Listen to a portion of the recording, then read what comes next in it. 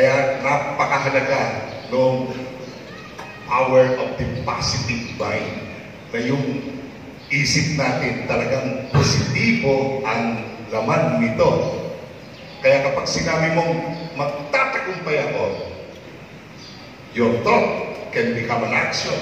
Yan po ang sabi ni John Maxwell, sa kanyang libro tungkol sa irrefutable laws of leadership.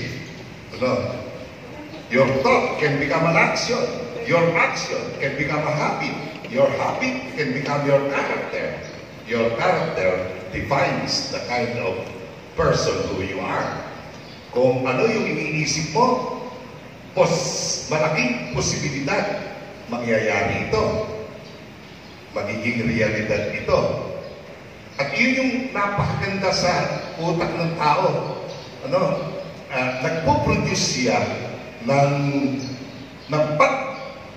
buo, pag-gather. It gathers, it collects everything that is in your body that you need to succeed. Nagbubuo siya. Kaya tawag natin connivance of energy, connivance of atoms. Yan ang sabi ko sa quantum physics. Minsan ay yung mga orthodox nating mga kapatid na mga Katoliko nagkaroon ng experiment tungkol doon sa holy water. Well, hindi naman natin ito ginawa, pero meron pong mga gumawa nito, mga Hapon, sabihin na natin itong mga kapatid natin, itong mga Katoliko. Yung pong mga Katoliko doon sa Orthodox, sa Eastern Church, rather, tinignan po nila kung ano ang kaibahan nung tubig na nag-bless at saka po yung tubig na hindi. Isa lang po ang pinanggalingan nito. Isang bote ng tubig, yung bahagi ng tubig na yan inilagay sa lalagyan ng holy water, ipinagdasal, ipinbless yung tubig, at yung isa, wala. Naiwan lang siyang natural. Ganun lang. Walang dasal para sa kanya. Ngayong pagkaraan ng isang gabi, kinalampasan magdamag, tinignan nila yung component ng tubig na na-bless at saka po yung tubig na hindi. Na-discover nila na yung tubig na na-bless, nagpo-form po yung crystal, nabubuo, nag-gather. Pero yung pong isa, chaotic, magulo, scattered. Ganun katindi yung power ng prayer na ibinibigay sa isang bagay.